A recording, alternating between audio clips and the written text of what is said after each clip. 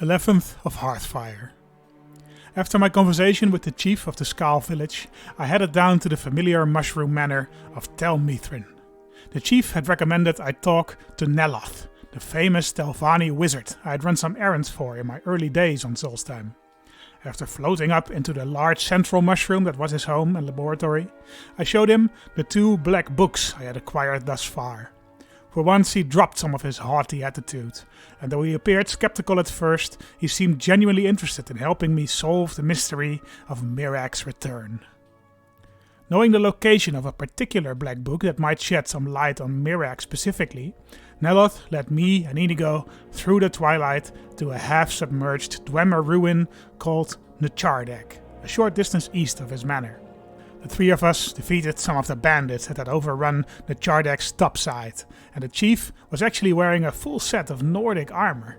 I'd have to repair and improve it a bit, but its angled edges and thick cast steel might well give me an edge over my current plate armor. Once the bandits were defeated, Neloth opened the main door to Nachardek's interior by placing a curious whirling brass cube into a dedicated slot.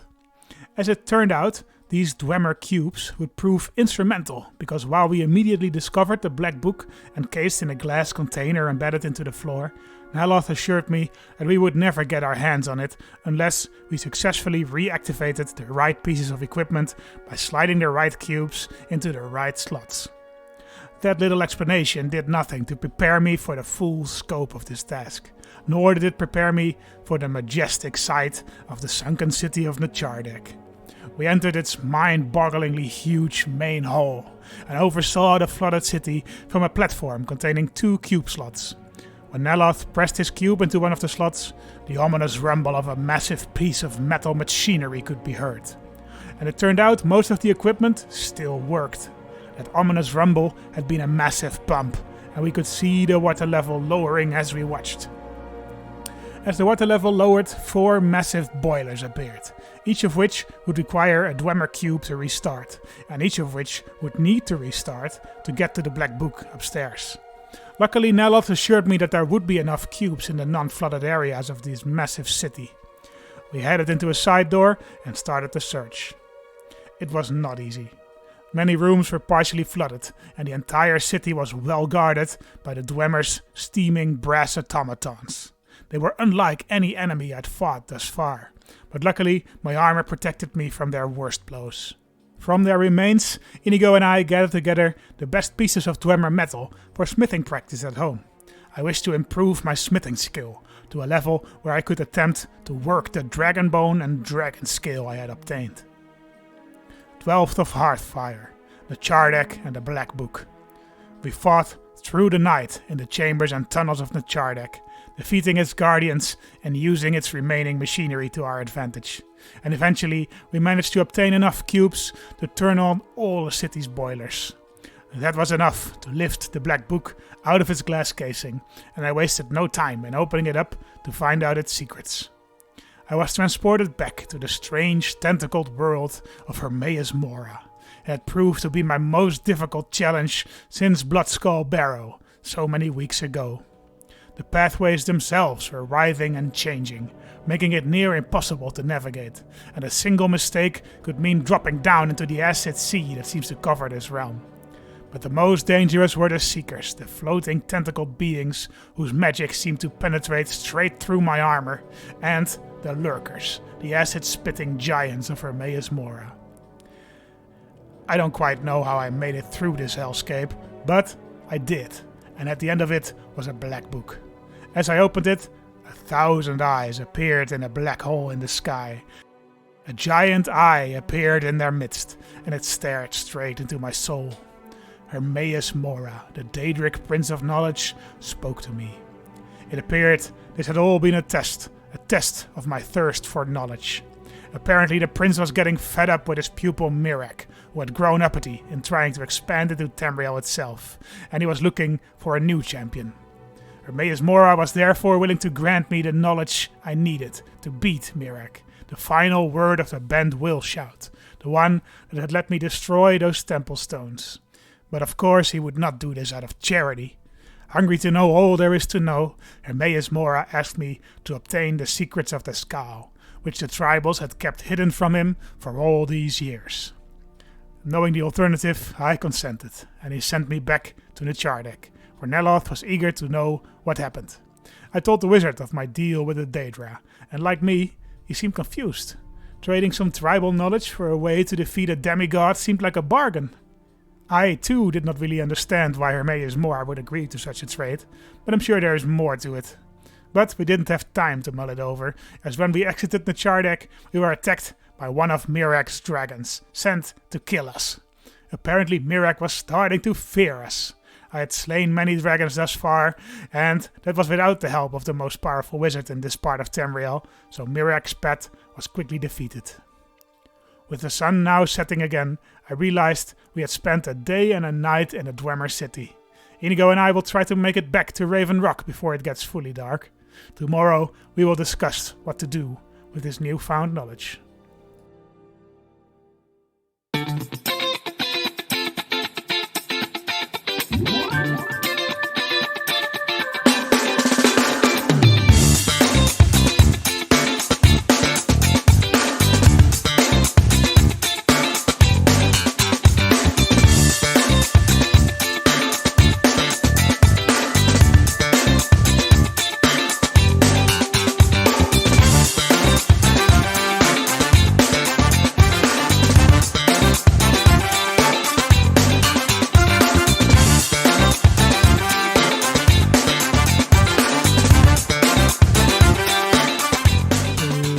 Gentlemen, welcome back to the adventures of Sven Yellow-Eye. And yes, I've been doing some fixing up behind the scenes, and we have, if you guys remember, we grabbed this set of Nordic carved armor from the bandit chief over at Arkentens, whatever the name was of the dwarven village.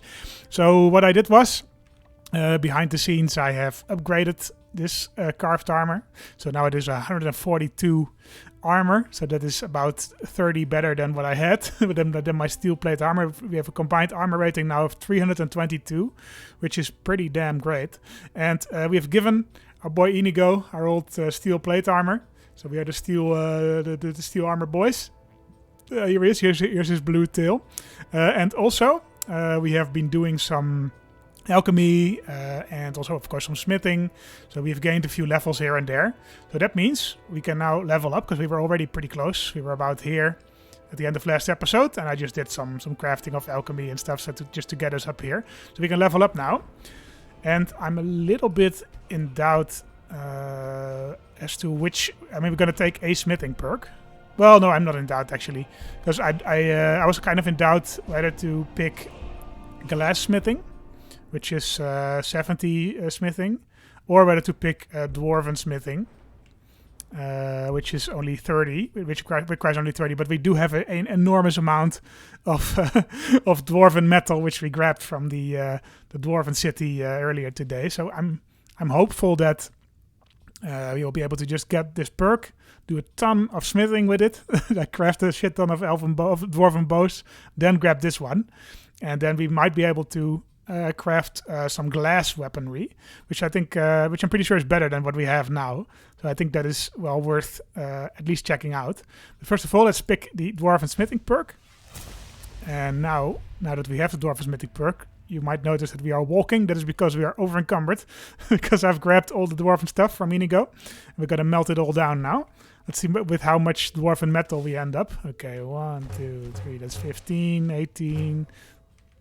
Another bunch of dwarven stuff. We should be a bit careful that we don't. Yeah, I don't want to melt down dwarven bows or anything. It's old dwarven plate metal. We also grabbed some iron ore. We bought some from the smith. We grabbed also some that we still had laying around. Of an arrow, of a bow, 2 moonstone ore. We might as well do this.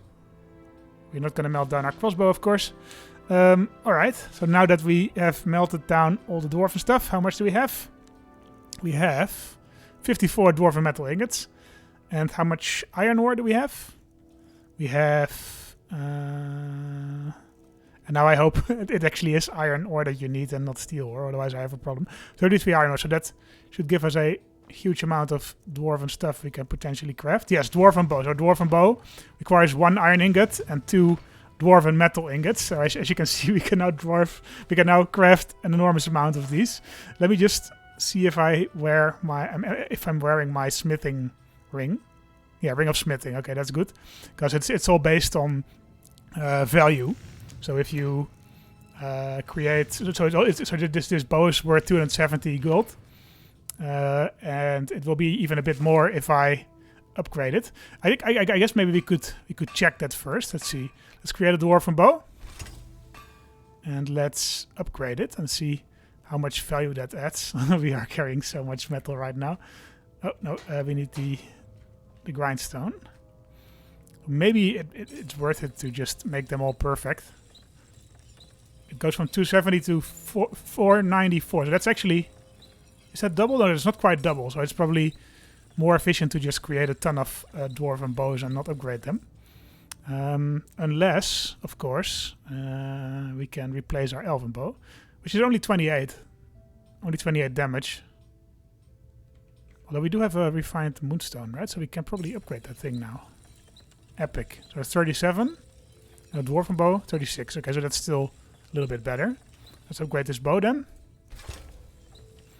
And let's create a ton of dwarven bows. It's, I mean, it might feel like an exploit, but I don't think it is. We also have a flawless amethyst. That's good. Let's create a gold jeweled necklace. And let's start creating dwarven bows. Okay. 1, 2, 3, 4, 5, 6, 7, 8, 9, 10, 12, 13, 14, 15, 16, 17. Well, I mean, I'm not going to count them all, but it's a lot of them. And there we go. How much is that? How much dwarven bows did we just make? How many? We just made 27 dwarven bows. And we are already halfway to level 28 by doing that. Alright, in you go. But we're not quite done yet. Because, well, first of all, let me just put all of our crafting materials back in here. We have some more stuff to do. Well, let's put these dwarven bows in somewhere, I guess. We'll put them in one of these urns, I guess. Let's put them in a big urn. that makes more sense, I guess, roleplay-wise. Where's my dwarven bows? 27 dwarven bows. There we go. Put those in there. And then we have some disenchanting to do and some enchanting to do. We can disenchant some stuff. So we can disenchant this dwarven battle axe, which we will do. We can disenchant this one. That is fine. We can disenchant the iron war axe of burning. That is also fine. Because we have 2 grand souls. And if you are stuck in that position but are too embarrassed to say, cough, and I will discreetly help you to a chair. But we're gonna do. We still have to enchant these things. So let's do that. Nordic carved gauntlets. I want to fortify one-handed. 13% more damage. That is nice. We will put the black soul gem on it, I guess. Is that good? Yeah, that's good. Okay, let's do that. We will just enchant our main armor set with Fortify Heavy armor. So that's another 8 points of armor. And we have another Grand Soul Gem, I think. Yeah, there we go. We also have some Greater Soul Gems, so we might want to enchant some other stuff as well. Let's see. So we can also enchant our boots. What can we enchant our boots with? More Fortify one-handed. That's not too bad. Resist fire by 10%.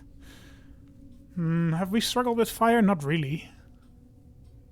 I think it's not really necessary. Well, I say that. It might be necessary.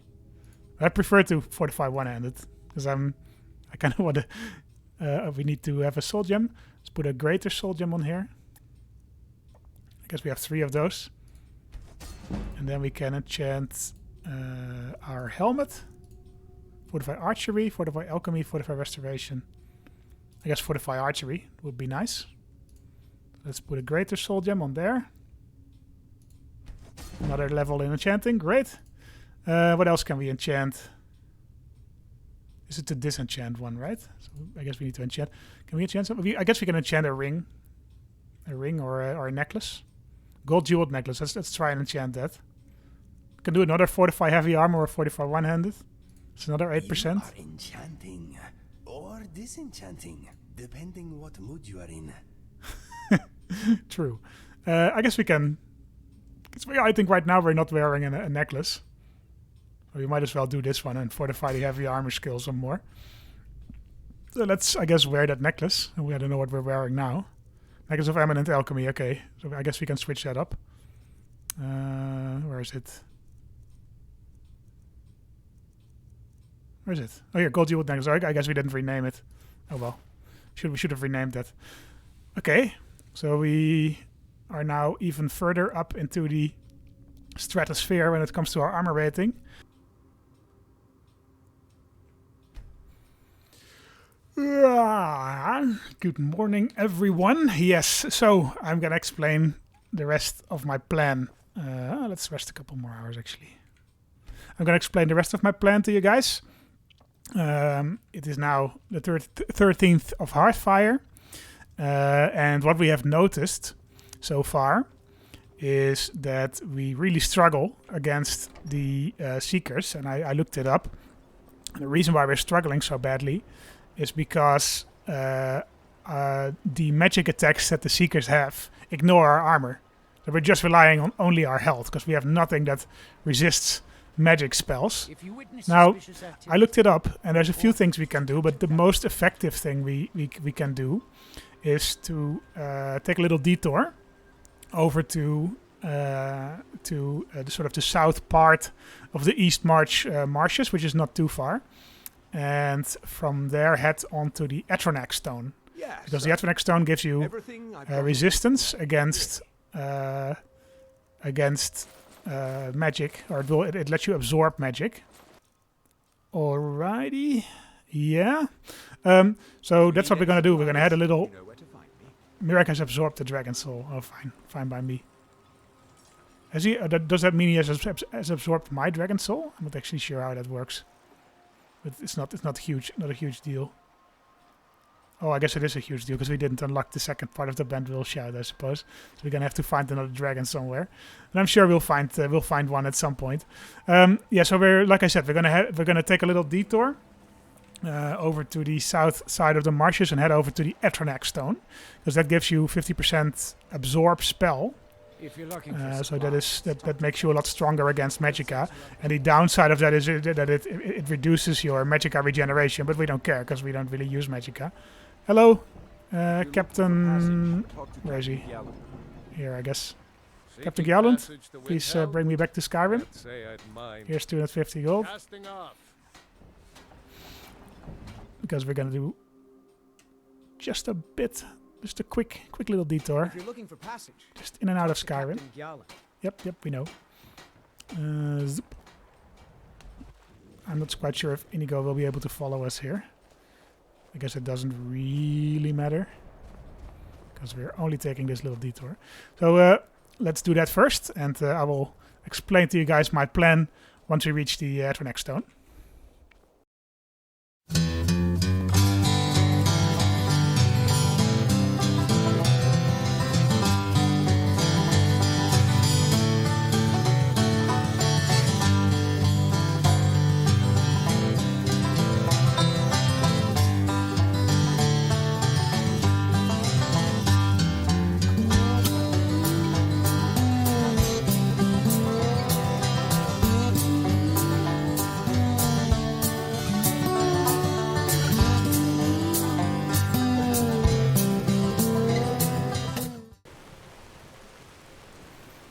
Okay, so actually we are carrying some Grand Soul Gems, and I just saw some mammoths pass the road here, so I think we're actually gonna take a little detour to fill up those Soul Gems.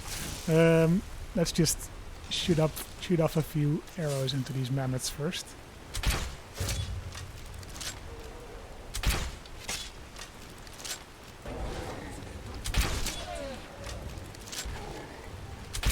There we go, that's a Grand Soul right there. Let's actually soften this mammoth up a bit.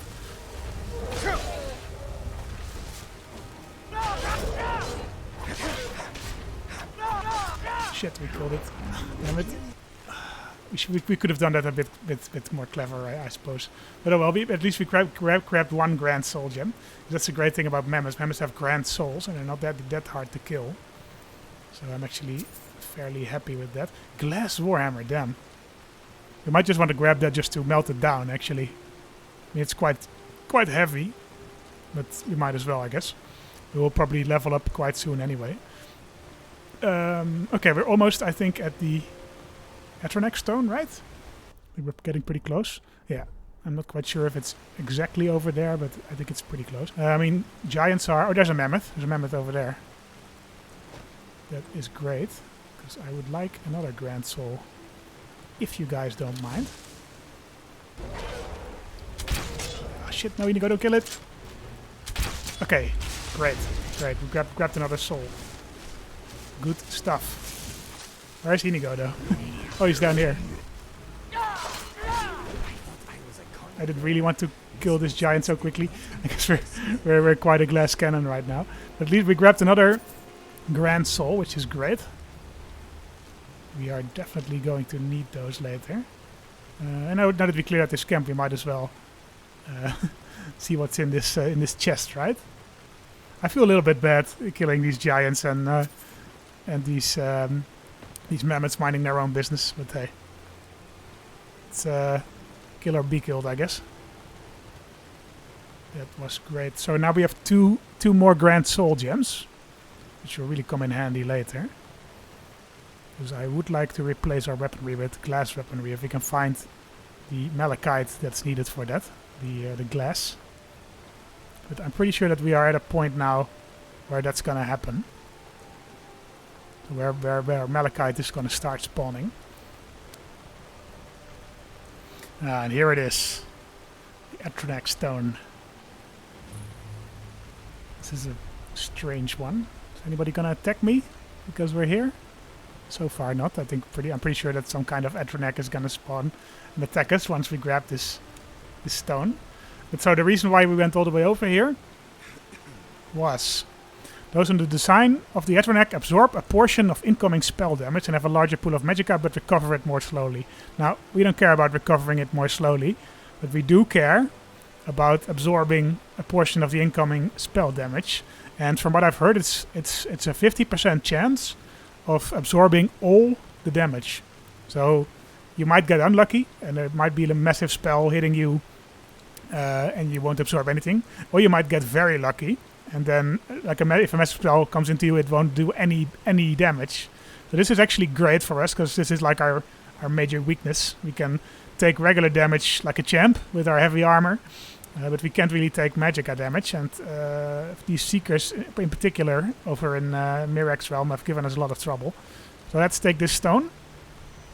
And also, well, I think we had to add the warrior stone, right? And we are getting to a point where like those skills are sort of nearing their end, so we don't really need that extra experience gain for those anymore.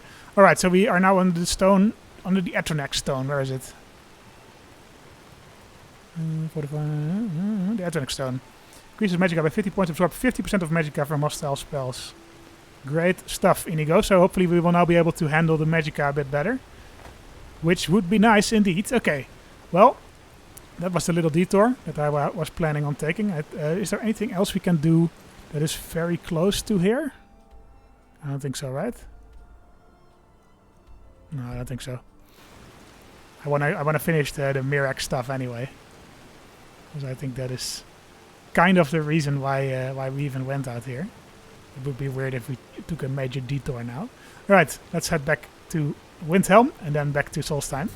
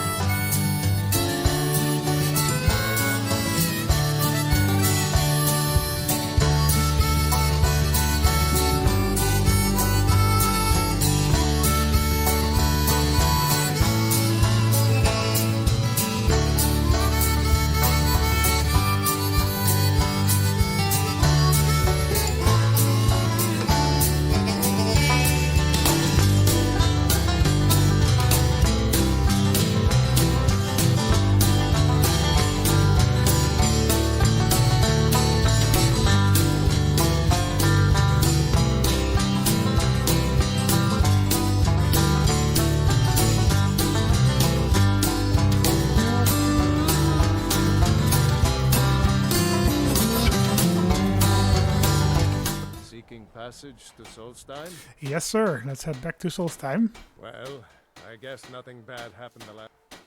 Casting off. I skipped it, I think, but I also went to the market district. The northern maidens And ready to go. because whenever I travel through Solstheim or through Skyrim, it seems like I always seem to run into tons of wildlife. So I just created some leather armor, and we went up another 2 points or so in smithing. So we are really now almost at level 28, which means we can almost do glassmithing. See if the smith is still here. Are you still here, bro? No, sadly not. Hello, Captain Vallet. How are things going? Captain of the Redoran Guard at your service. How are things now that the mines are open again? I've had to muster some more men to protect the mine, but I don't really have a problem with that.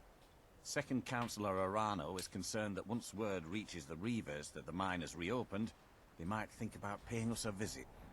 I say let them try. My men are ready for them. It's just always something Thank here you for your in assistance. in Raven Rock, I guess. My men's spirits quite All right, but I feel like we still do have quite a bit of stuff in our sort of big barrel. So what I was saying is, in the Windhelm I made a little stopover at the smith, created some leather armor. I also bought some malachite from the smith. Only about 3 ingots though, so I hope there's a bit more here. Not really. Okay. Oh, we do have some ore here, so I guess that will help. So let's put that in here. The corundum ore and the refined malachite.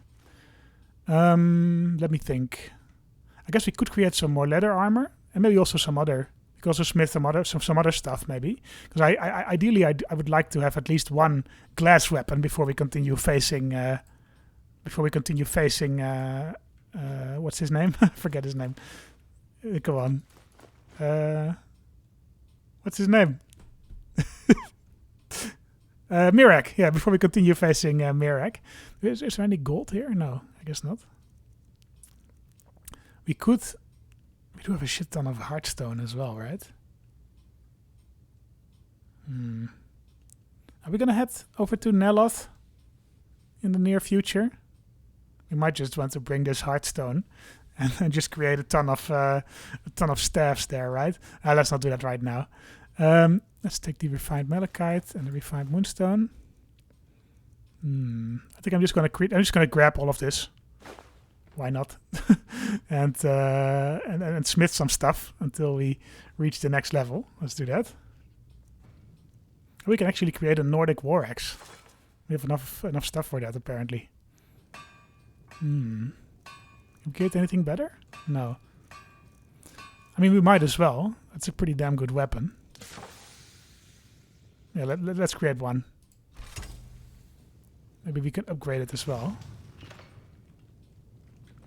And I think once we upgrade it, it will probably be better than, at least in pure base damage way, better than what we have now. Let's actually wear our ring of smithing. There we go. Nordic war axe. But this is 59 base damage. What did we have? So the ebony war axes were 41. The Elven Sword of Thunderbolts is 56 base damage. So purely based on that, the Nordic war axe is better than our ebony axe. Sure, we can craft that. We will probably replace it soon with a glass weapon, but we might as well do it like this. Okay, another point. Come on. Yep. Okay, that was enough to get us in the next level, I guess, which is good news. We might as well finish up our leather, right? Well, no, let's keep the leather around. All right, so we can upgrade. We leveled up once more, so that means we can now go to glassmithing. Yes, let's go. Glass-smithing. Oh my god. We're really getting into the big leagues now, Inigo. Let's first... we have some malachite ore, right? So we can now we can create some more malachite. And I'm actually not sure what else we need to create glass weapons. I hope we don't need any ebony. That will be a pain in the ass. But I'm pretty sure it's moonstone and malachite. So I think we should be fine. We find malachite. There we go. I guess we could, if we need, we could just melt down some of our arrows. That would make some sense, I guess. Alright. Okay. Let's see what we can create now. Can we create glass stuff? Glass bow, glass dagger, glass sword, glass war axe. I mean, I do think this thing is hideous. I mean, look at it. It's terrible. But on the other hand, it is probably a very high base damage weapon. G, glass armor, yeah. We need 2 refined moonstone for that. It's 53 armor, but it's all light armor. We probably won't wear it. At least not yet. It might be nice to keep in mind that we can create that now. Let's first just create the one glass war axe. And we will get hopefully some moonstone from the smith tomorrow. And we will upgrade this thing as well. We now also have just a Nordic war axe and a glass war axe, which is already pretty damn great. Wrong one. How much base damage does this thing do? That's a question I have. 62. Okay, so it's not that much better actually than the Nordic war axe. I figured it would be a lot better, but it's not really. We might just stick with a Nordic war axe and a glass war axe then. But we do want, of course, to have the same enchantments on there, though. Let's just put everything we have back in here. And we also have we grabbed some grand soul gems, so I think we can actually now enchant these new weapons. So we had the one with the paralysis and the one with the. I think we ended up putting the. Oh no! It was already on that weapon. It was the lightning damage. But we might not even need to put those explicit ones on there. So we have paralyzed, frost damage, fire damage, shock damage. 10 points of shock damage. That would be embarrassing. Stamina damage. That's also quite nice. Magicka damage would also be cool. Soul trap would also be nice. Actually. But paralyze is probably the best. Should we just go back to having 2 war axes that paralyze people? I feel like for these 10 extra points of shock damage, that's not really worth it. I would say. No, I feel like we're gonna go back to the classics. We're gonna go back to the double paralysis thing. It probably won't work on the higher level enemies, but that's fine. All right, Grand Soul Gem. Let's enchant this thing. Oh, let's rename it first, actually. Glass. Okay, social anxiety we had, right?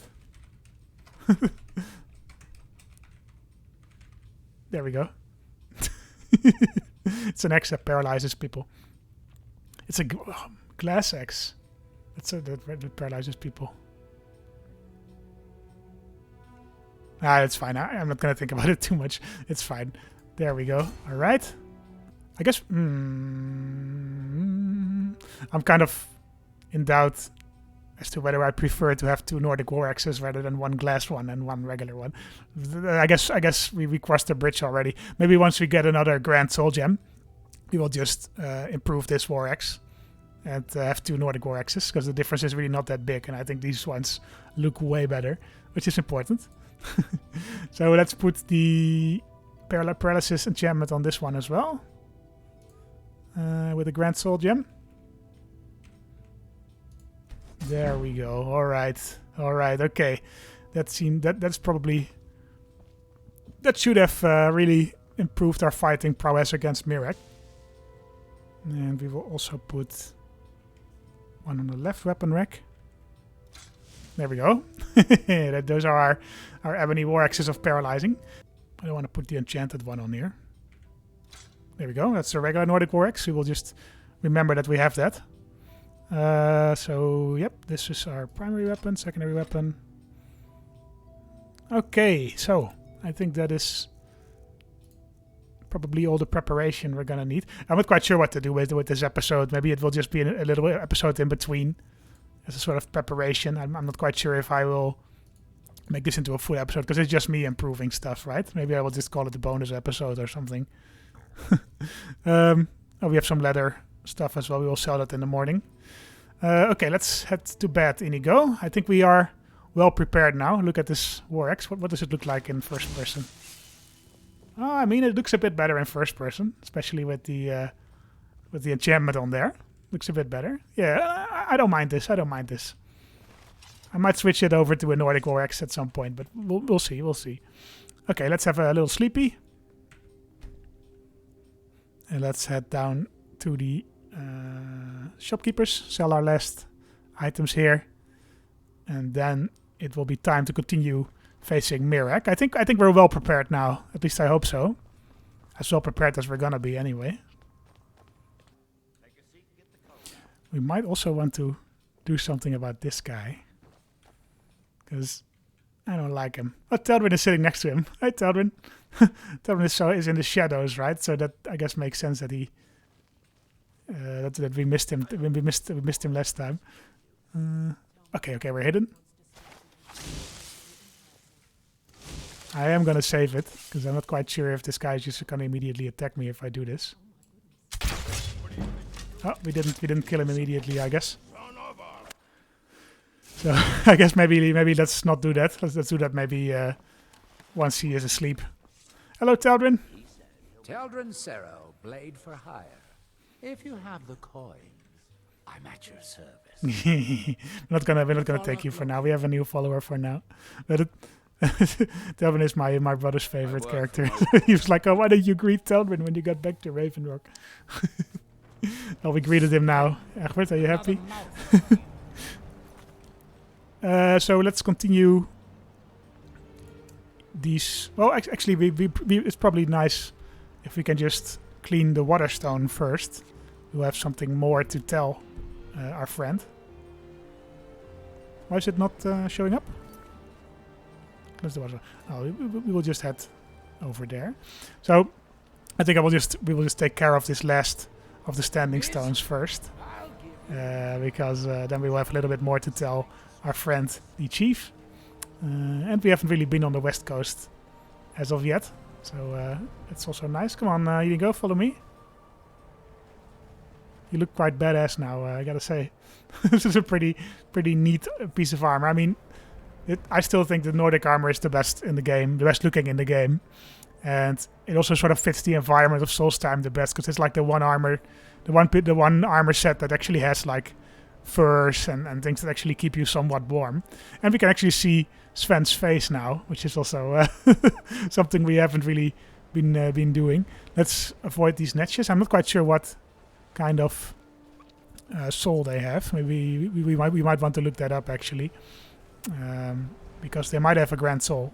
It wouldn't surprise me, and then that means that we have some more grand soul gems. I'm really kind of getting into this enchanting thing.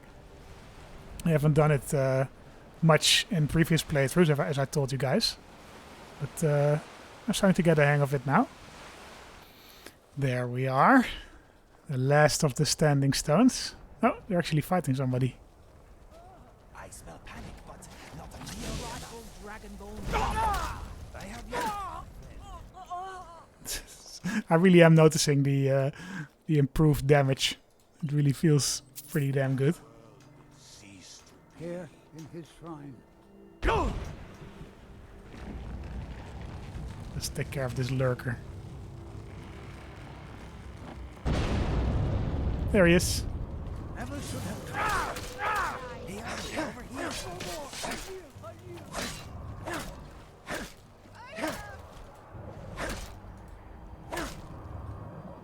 See that? Inigo, I think I hit you a couple of times. There he is. There isn't. That is a lot of nasty flying around. Oh god. I hope I didn't hit anybody else. Oh, it's a dragon. Oh my god. Okay.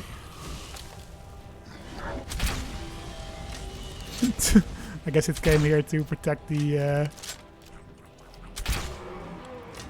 stone. Come on, calm down, bro. Okay, thank you.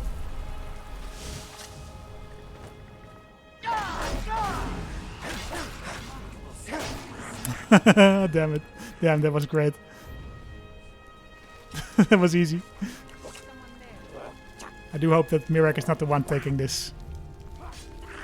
There's a Reekling Hunter here as well. Oh, somebody is fighting. Oh no, not my Reeklings. They're helping me, guys. Don't attack them. Nice, a good bit of Dragon Bones and Dragon Souls.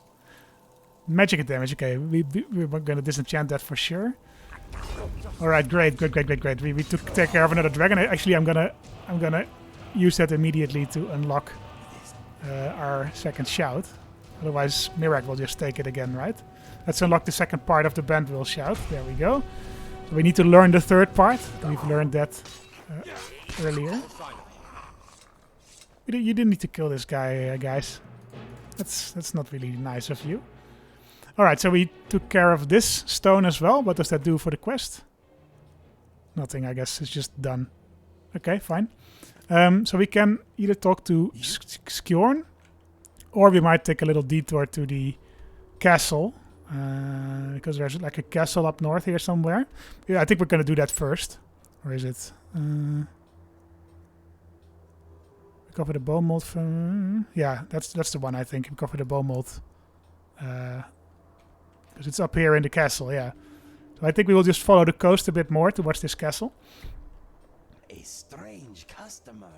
That is not normal with the glowing tendrils of light and the sucking noise. Do you feel okay? Yeah. I like Inigo. He's got some nice one-liners. We're gonna head further up the island, further north than we've been before.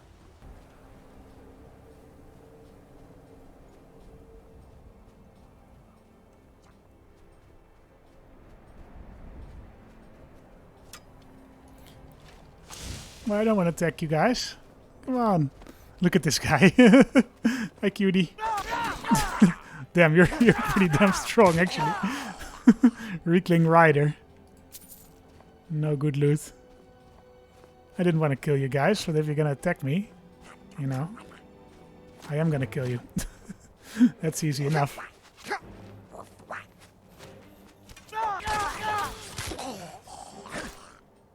Oh, you go. You're back. Great. This is like a dwarven hole or something. We might want to get back here later. Grab some more dwarven search weakling hut. Oh, it's just like a chest. That's cute. These guys are great. Weakling spear. The weakling spears are like arrows, maybe? Yeah, I think they are. That's nice. That's cute. I like the weaklings, you know. I think they're fun. Like that Skyrim doesn't always take itself too seriously. Now, ideally, I don't want to fight the Ricklings over at the castle that I'm going to. But I feel like we're going to be forced to do it anyway. But we'll see, I guess. We'll see.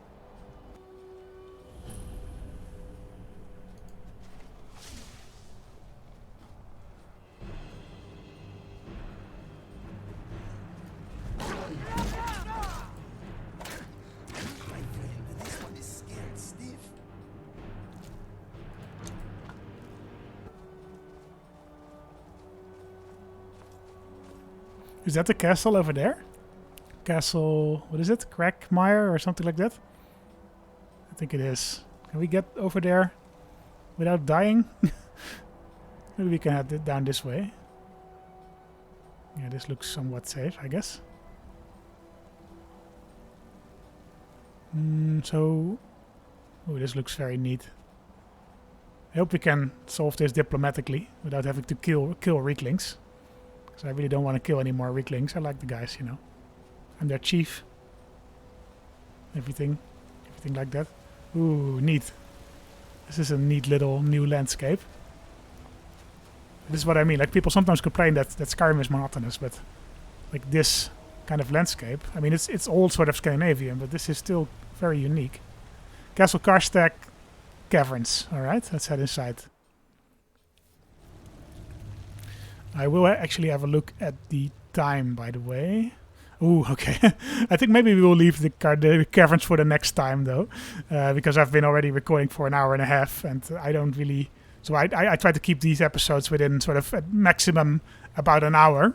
And probably this one I will cut a lot of it out. So this might be a somewhat shorter episode, but also for me, you know, if we're gonna do this mission, I want to do it in its entirety, right? So I think we will leave this mission to the next episode. So it's a bit of a cliffhanger today, but we have seen Sven prepare for his encounter with Mirek, which, well, I think it will be sort of more or less in the next episode, maybe the episode afterwards. We'll see.